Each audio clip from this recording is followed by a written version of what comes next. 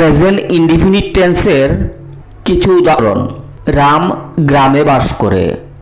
Ram lives in a village. সে একজন দোকানদার।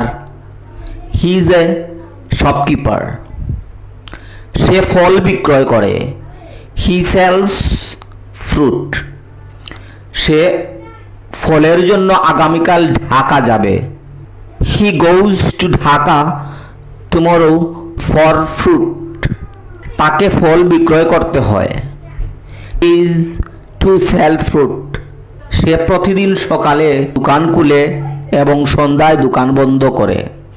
হি opens his shop every morning and closes every evening. তাই তাকে সর্বদা দোকানেই দেখা যায়। So he is often found in the shop. মূলত